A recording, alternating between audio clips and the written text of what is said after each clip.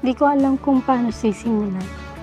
Pero gusto ko malaman mo na mula nung una, alam ko na ikaw na ang lalaki na makakasama ko habang buhay.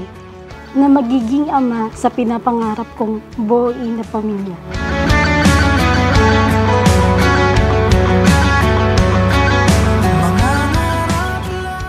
Siyempre. Sa akin.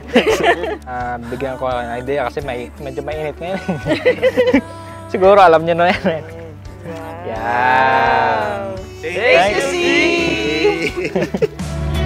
Hanggang ika'y aking mahagkan, hindi sasayangin ang oras at pag-ibig mo.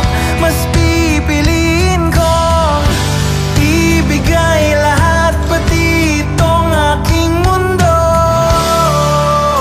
Halika't sumayaw sa ilalim. Simula sa araw na ito, tinatanggap kita bilang asawa. Hindi ko man maipapangako sa'yo na maging perfectong husband, pero gagawin ko ang lahat para mapasaya ka. Palagi man tayong magkaaway sa araw-araw, ikaw din ang aking kakampi kahit anumang mangyari. Di man ako perfectong partner na nakilala mo, pero pangako ko sa iyo na ikaw lang ang mamahalin ko hanggang sa aking huling hininga. Pagagamit niyo yan pa nag-travel kayo sa next na pupuntahan niyo. Thank you, May! Ka ng gabahan, ito'y hindi panaginip lang, hindi gumagalaw Ang buhay mag-asawa ay hindi madali. It's a challenging life. But I'm not discouraging you because sabi nga nila, sa buhay mag-asawa, kailangan palagi may third party.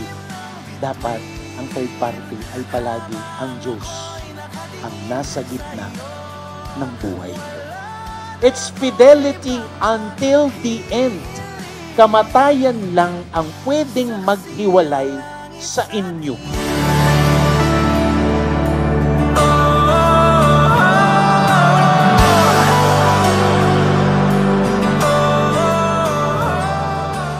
Salamat kasi maraming beses man dumaan na pwede mo akong bitawan, pero nandyan ka pa rin para ituwid ako.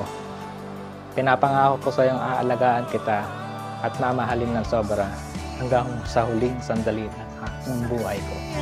langit sa atin, saksi ang langit, saksi ang langit sa atin, saksi ang langit, saksi ang langit sa atin, saksi ang langit, hindi ko Matagal mo nang napatunayan sa akin ang sarili mo.